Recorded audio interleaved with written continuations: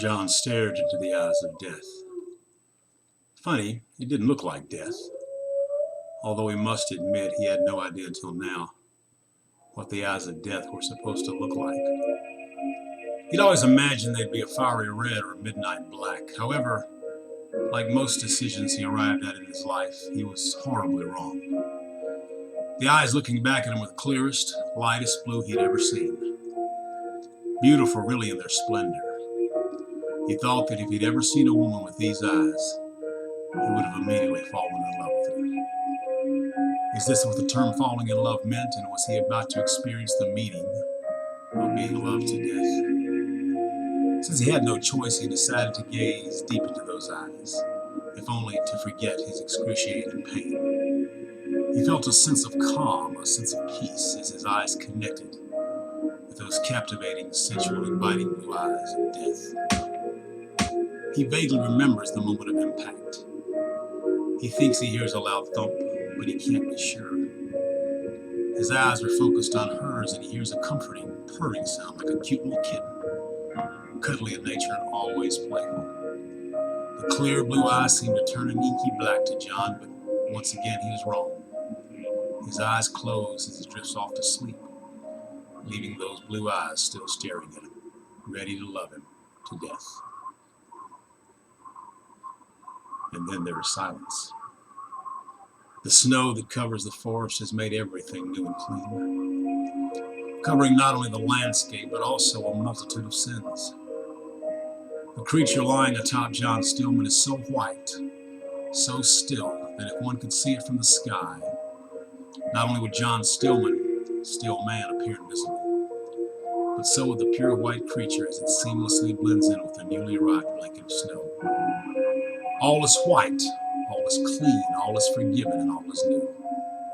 It is the perfect landscape, the perfect scenery, a Kodak moment, some would say. And then the moment passes. For time and beauty, just as everything else in life, is over in a flash.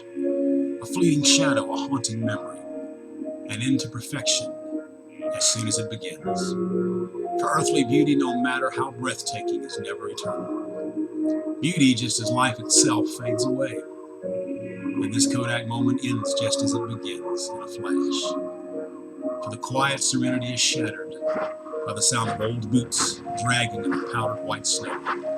Blind to its beauty, deaf to its peaceful quiet. Old boots mixed with blood and dirt and dung. Old boots that have ended many a dream, many a life. For all their plans and all their dreams, and all their hopes and all their schemes, no matter how grand or far, did end as they began, a whisper on the wind, when death overtook them in the form of these old boots.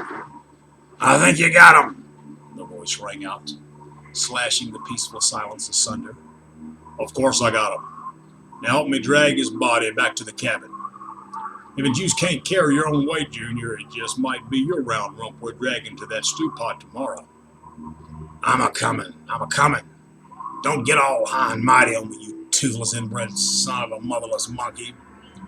"I don't believe it's possible to be a motherless monkey, or for that matter, a motherless anything, Junior," Sam answered, smiling his toothless grin as he turned back around to see how far Big Junior was behind him. John couldn't feel them dragging his body through the underbrush, thorns scraping his backside, his head bouncing along like a basketball. But he could dream, and in his dream he had the most god-awful headache. Finally arriving at the pot, as Big Mama so tenderly called it, Junior and Sam left the body lying there on the ground. "We was sure lucky to come across this here fellow in the woods like that, Sam. This done made our jobs a whole lot easier. But how do we know he ain't gonna wake up?" "Of course he ain't gonna wake up. What are you, some kind of an inbred idiot?" Sam sped back at him. There's one thing Sam could not stand, it was an ignorant fool. How he ever wound up with a brother for one, he'd never know. Junior couldn't even read or write, while Sam had went to school, all the way to the 3rd grade. Sam not only felt superior to his brother, but he always reminded Junior what an imbecile he was. It's good to keep people in their place, Mama had taught him. Ignoring the insult, Junior asked, "Are we going to cook them now?" Sam reached over, looked at his brother with disgust, and slapped him. on his pudgy, soft as pudding, hairless face. I swear, Junior, does anything intelligent ever come out of that foul-smelling mouth of yours? The slap hurt. Junior didn't like being slapped. Their daddy had slapped him a lot when he was smaller, and then he grew up and was bigger than Daddy. And then one night, Daddy didn't slap him no more. He was glad when his dad was gone. He thought the pain would stop then. But now Sam was doing it. Sam needed to go bye-bye. Junior didn't know how much more of his brother he could take. He rubbed his cheek in pain. Now leave the body here till Mama gets home. You know she always wants to inspect him before dinner time. Junior and Sam walked into the crumbling, lean-to cabin they called home. John didn't move. John couldn't move. He lay there between heaven and earth as the snow began to once again overtake him. Occasionally he could hear the sound of a lone wolf howling in the distance, or the wind whistling through the trees as it passed by, quickly leaving this place of despair as soon as it arrived. Even this falling snow seemed to hesitate before landing on the cold, hard ground. For not even the pure white flakes of heaven could stick and cover this evil, bloody, barren place. This place of death, this place of despair where all hope dies as soon as it arrives. And once again there is silence, peaceful, restful, deadly silence. Except for an almost imperceptible sound deep within the woods, the silence is complete. Except for the sound no human ear could hear. Sam and Junior can wait hungrily for Mama to show up, approve of their newfound meat, and then allow them to fillet and cook their game. Except for the exception. That's always the problem, isn't it? There's always that exception to every rule. The sound riding on the night wind tonight was not a sound you hear deep in the forest. Not the sound of an angry bear, or twigs breaking underneath the feet of two monsters that happily cook and eat unsuspecting victims who wander deep in their woods. No, this was the sound John heard right before darkness fell. The sound of a purring kitten, content and happy. Happy to be alive, happy to be loved, happy to be home. For when death stared into the eyes of John Stillman, she realized she had finally found her true love, and she would allow nothing to take that away.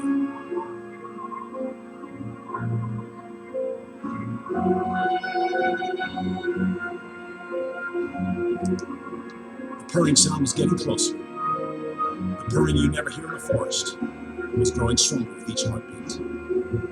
Now human ears could hear what no human ears could hear.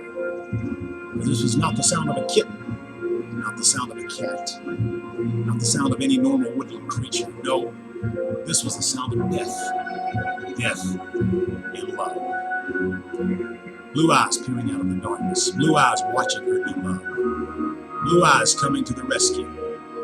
For at the edge of the clearing where the woods began, she stood waiting, watching, breathing, ready. The purring had stopped. The low growl had begun.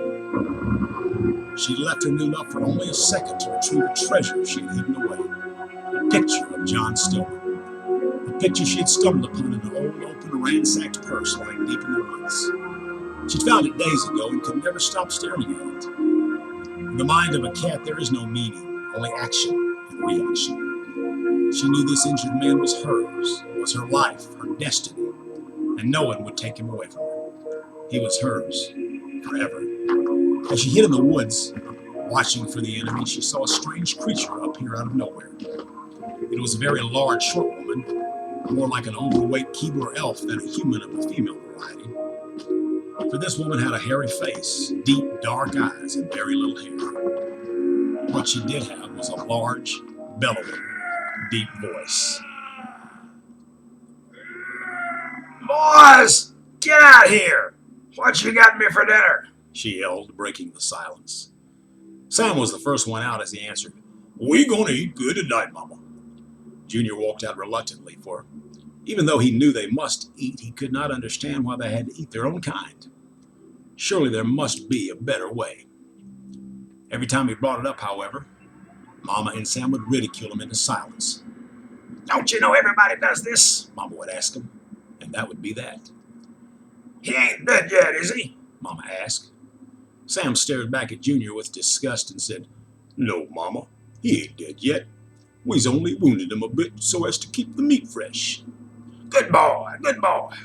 Sam beamed with pride. Mama walked over, stared at it, poked at it with her steel-toed shoes, and then said, I guess it'll do. You boys wash your hands and get the pot ready, and I'll cook us up some vegetables.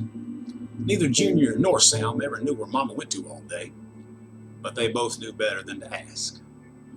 For they had seen their mother, if indeed she really was their mother, do powerful, extremely wicked deeds to people stronger than they were. Whatever magic she had, they'd learned long ago to do as she told them, or face the consequences, which could be deadly. Sam replied loudly, "Yes, ma'am," as he walked away. Junior stared down at John Stillman. A pity, really, he thought, that he would never be able to speak to the man lying on the cold, hard ground. For even though Junior, thanks to Mama and Sam, had been fortunate enough to have several guests for dinner during his lifetime, he never actually had the opportunity to talk to one, get to know him or her, or for that matter, find a friend. Junior had a headache. He was thinking too much. It was time to get the pot going. No one noticed the pussycat in the woods, the big, white, furry, nasty, sneaky, blue-eyed fury of death. No one noticed until now. John Stillman thought he heard voices in his head.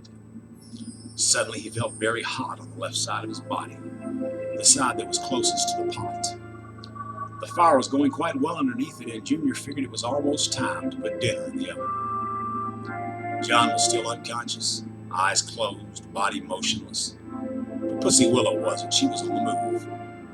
Her movements so fast it could render her almost invisible. Her blue eyes focused more on one person than on any other, and that one person was Big Mama. Some people say good things are over too soon, while bad things linger on forever. Perhaps it's our lack of faith in a divine creator that makes so many of us dwell on the evil and forget the good. For evil, unlike good, demands an audience with us, whether we're ready or not. Good is a gentleman, but evil is a rapist. We all desire the good, but evil desires us all. However, there is hope if we don't give up. For in time and eternity, good will triumph. After so long, good has finally come to this bad land.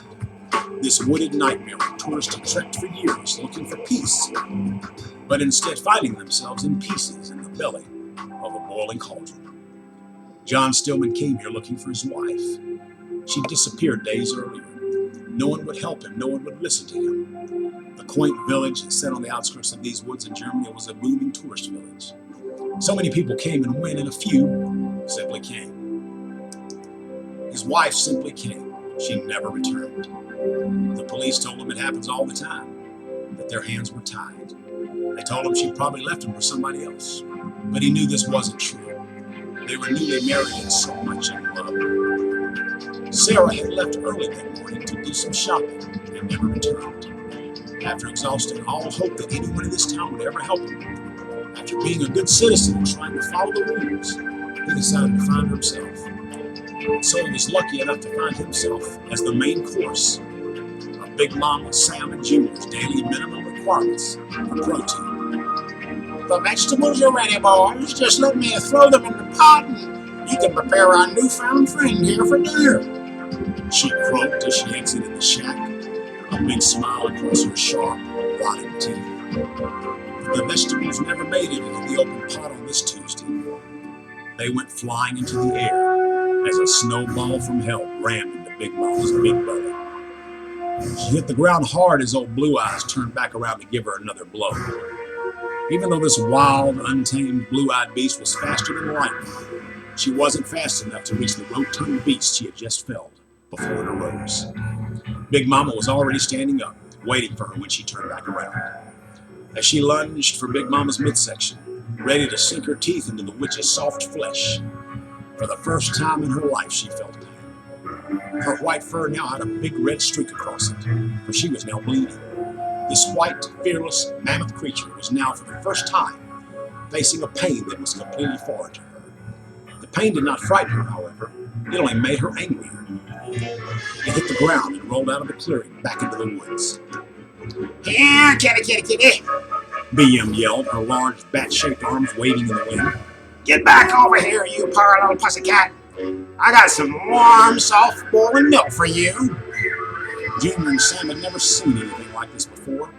They stood there paralyzed as their mother showed them once more that she was a force to be reckoned with. The beast came at her again with such fury, such hatred, such strength, that even the fat witch was not ready for her. As she started to open her mouth to once again taunt the wounded beast, a beast that she created, controlled, and could destroy in a moment's notice, it came at her with such speed that Sam and Junior could not even see it.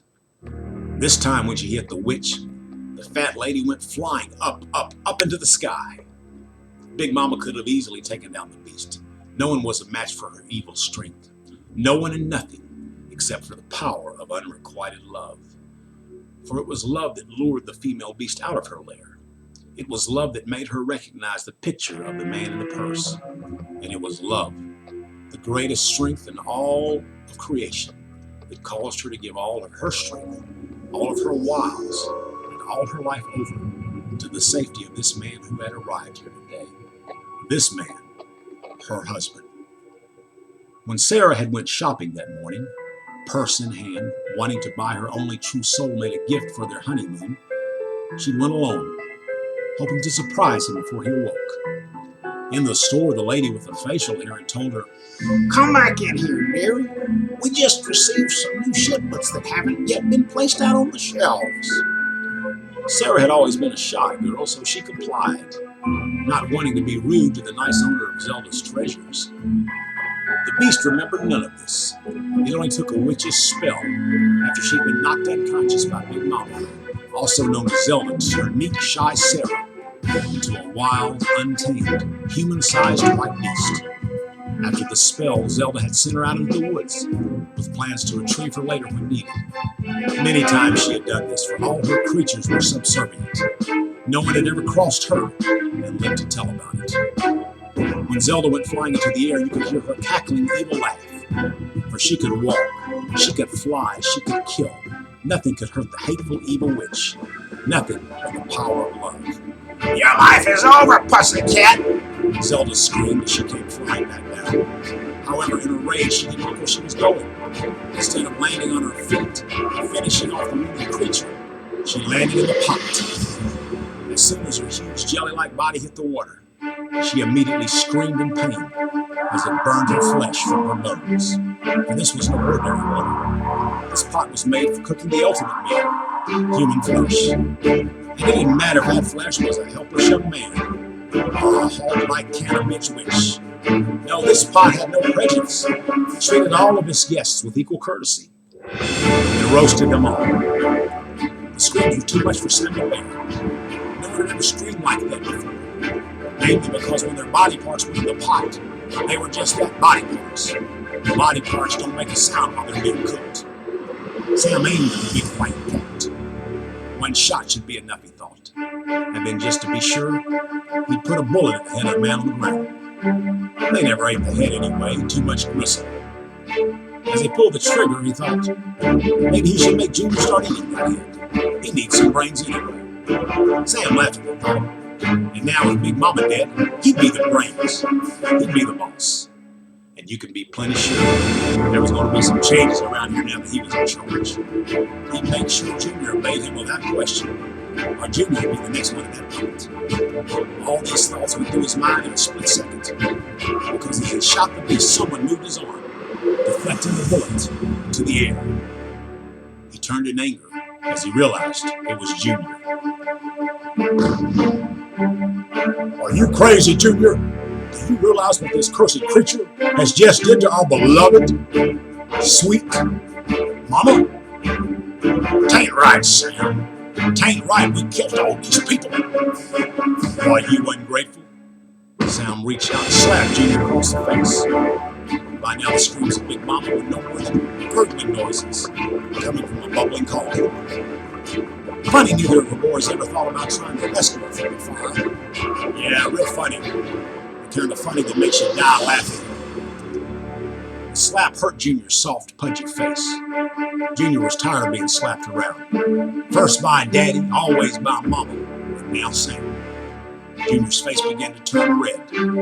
Sam had already turned away from him, aiming his gun once again at the wounded creature. Sam! Shut up, Junior. Don't bother me now. Sam! I said, don't bother me now, Junior. Sam! I said, Sam answered again, turning to Junior, clearly annoyed.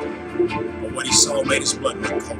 It was not Junior standing there looking back at him. Well, it was Junior, all right. But a Junior he'd never before seen. A Junior with blood in his eyes, with clenched fists, with a deadly rage on his countenance Sam had never before seen. He started to point the gun at his big little brother. But before he could bring it around, Junior had knocked it out of his hand, much as a giant would swat a fly. I don't like being slapped around, Sam, and you ain't never gonna slap me again. Sam reached out to slap his big brother again. He felt two large arms reach out and grab him, lifting him as if he weighed no more than a feather. What do you think you're doing, Junior? Put me down right now. Junior began walking toward the wounded creature, as Sam continued to yell orders at him. What did these stupid, lumbering ox think he was doing? Sam thought. And when did he get so strong? These were the last thoughts Sam ever had as he felt the comforting warmth of the hot water overtake him. Comforting for a millisecond and terrifying for several seconds thereafter, until his flesh was cooked through and through. And then once again, there was eerie silence. Junior sat down on the ground, tired and alone. He watched the white, furry creature begin to turn and change. She changed from sleek, white, human-sized feline into a sleek, white, human-sized female, the most beautiful creature he had ever seen. He quickly removed his coat and covered her to stave off the cold that would surely penetrate her naked, defenseless body. He walked over to the pot. The food was ready. No vegetables in the stew, but plenty of meat. He got a bowl from the shack and filled it with the well-done meat simmering in the pot. He put the food back in the cabin and went back for the girl, lifting her ever so gently as he brought her into his home. And then there was only John Stillman, still lying on the cold, hard ground, waiting to die. But a few seconds later, his rescuer arrived. Not another white beast in love, but a gentle giant who would vanquish the enemy in one fell swoop. Junior picked up John and carried him as well back to his cabin. Junior gave him his room, using the broth from the pot and a little of the meat. He slowly nursed them both back to health. Sarah could remember nothing after going into Zelda's treasures, and John could only remember a blue-eyed devil. At least he thought it was a devil. It turned out to be an angel staring deep into his eyes before everything went black. Junior told them nothing. When they were well enough, he led them back to the village safe and sound, making them promise to tell no one of this place. He'd made 2 friends, and a large pot of soup had sustained them all until they were healed. So his mother had a shop in town. He'd have to investigate now that he was the only living heir, and now that he knew her name was Zelda. Although to Junior, she was more of a legend than a mother to him, more of an evil myth than a real person. And that's what she would always be to him, a legend, not a reality. He didn't really have a mother, or a brother, or a father. He would never let people know who his family really was, what kind of people they really were. He would never again eat any meat that could speak. This was not the kind of man Junior was. Zelda could stay in the back of his mind, not as a mother, but as a myth, as a legend. The legend of Zelda. The legend that Junior knew would die soon, just as the real Zelda did. For all things, good or bad, must come to an end. Thankfully, however, the good will always, ultimately win. It must, for mankind to survive. If you like this reading, you can find me on booktrack.com. Type in Andy Anderson, read some more of my stories.